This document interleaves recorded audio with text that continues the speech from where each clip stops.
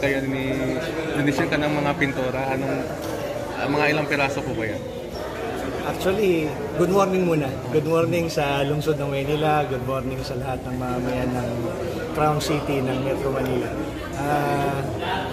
Kung ilan ang binigay, hindi po namin sa totoo lang, hindi po namin nabibilang na. Kasi medyo marami po ang kailangan nating for beautification sa Maynila to really enhance and improve at mapakita yung mga lugar ng Maynila in a different manner this time. Katulad nitong sinimulan na nating stretch ng plant box magmula Recto papuntang Arpapa.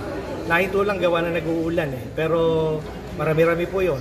Ito po nasa background natin, para lang meron tayong background na meron tayong mga balde-balde dyan. Pero marami po tayong kakailanganin pinturahan sa Maynila. Nagsimula lang po tayo talaga ngayong panahon na ito, naantala nga lang gawa ng bagyo. So, sir, ano po yung naging motivation ninyo kung bakit ang lungsod ng Maynila yung isa sa napili ninyo na tulungan or bigyan po ng ganito mga produkto? Yeah, magandang nabanggit mo yan kasi tayo na may kilalang tumutulong sa lahat ng local government units na lalo't nasa sakop ng Metro Manila. Siyempre, nandito yung nakararaming mamamayan. So, ang motivation natin, number one, naniniwala kami sa governance ni Yorme. Naniniwala kami sa programa at plataforma niya. Kami natutuwa sa muling naging alkalde ng Maynila. And sa pamamaraan na yun, simpleng contribution na namin yung makapagpintura tayo sa mga public spaces ng Metro Manila for the upliftment, siyempre. Kasi sabi nga, mental health ang importante, di ba? Pag nakita mo malinis, maganda, nakakatulong yun sa mental health ng mamamayan. So, nandun tayo sa aspeto na yun. Okay, thank you so much, sir. Thank you so much, sir. Next. Hanggang saan po yung pipinturahan niyo, sir? Agot ba yung takot niyo? Well, kung tutusin, sa bilang, kung hindi ako nagkakamali, meron kaming about 54 sites.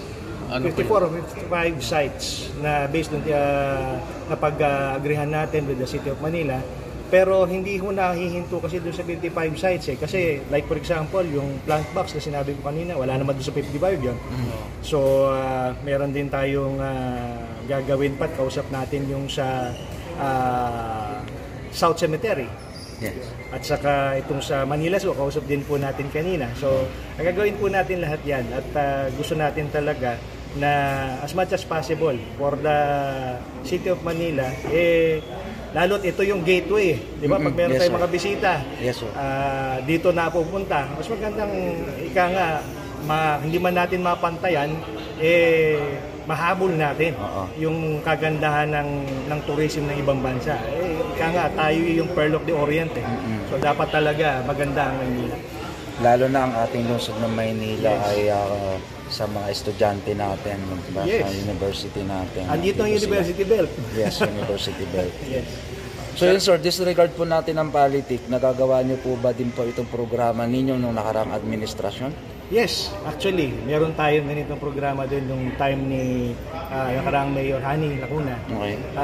Although not in the same capacity kasi at that time, medyo limited pa yung pwede nating gawin. Ngayon sa pagkakataong ito, nabigyan tayo ng mas malawak na mandato.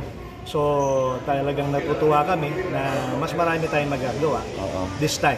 So mas magaganda talaga ang lungsod ng Maynila ng dahil sa inyo, sir. Ay, salamat po. Well, hindi naman lang din dahil sa amin. Siyempre, this is a concerted effort. Bayanihan to Ika nga, pintura ang dala natin, iba yung magpapahit, iba yung talagang magdidisenyo, mag-layout. Ganun ayun, magtitik malaglag. Kasama ba sa programa niya yung mga public school? Public school, magandang topic yan. Kasi may standard ang tawag dito, yung education department. So may mga standard colors sila. So nakikipag-coordinate din po kami sa kanila para ma-implement yung mga standard colors ng ating education department. And in terms of repainting needs nila, every time po may summer break, palagi po kaming kaagapay ng Brigada Eskwela. Hindi lang po dito sa Maynila, kundi nationwide po. So talagang tayo ikapartner din ng mga public schools.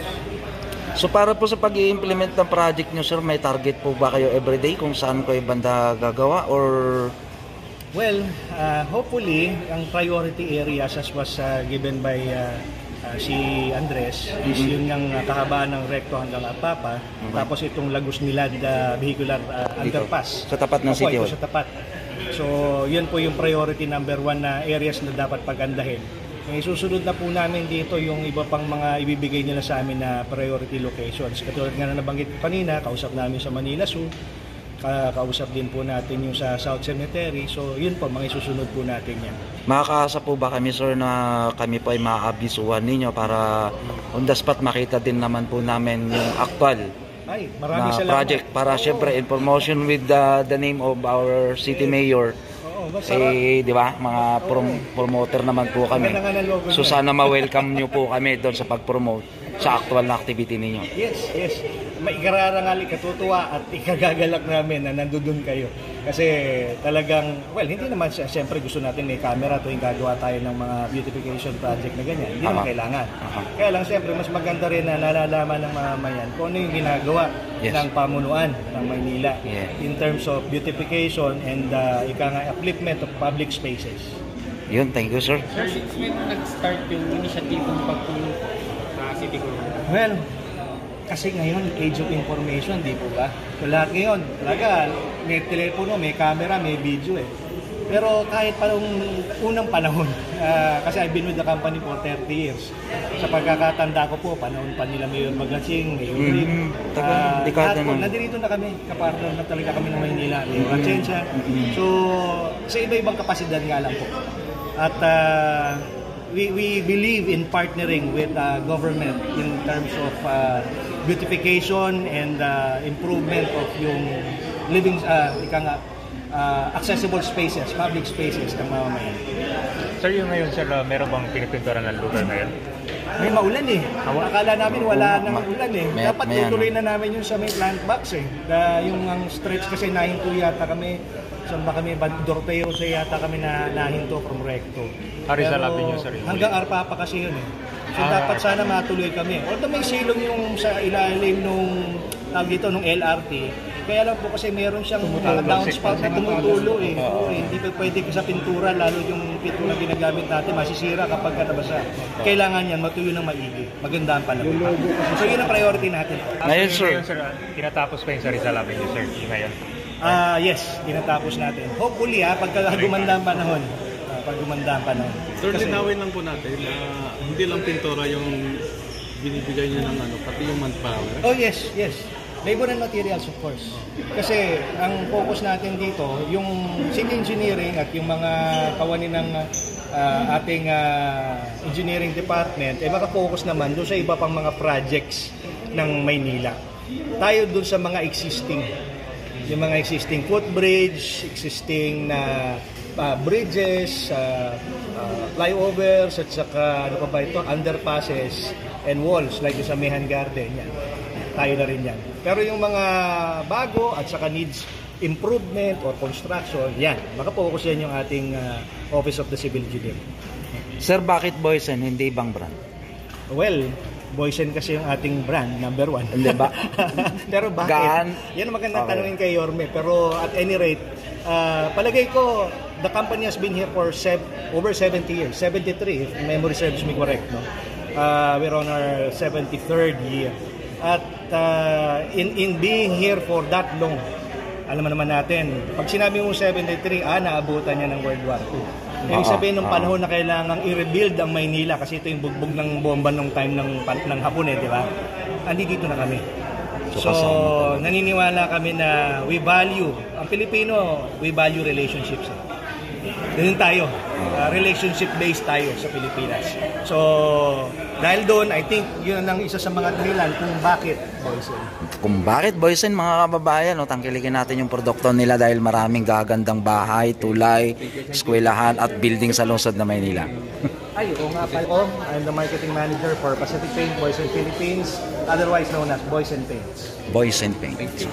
Thank you, boss. May bayad ba subscription? Wala, di ba? Click the button, subscribe, then click all.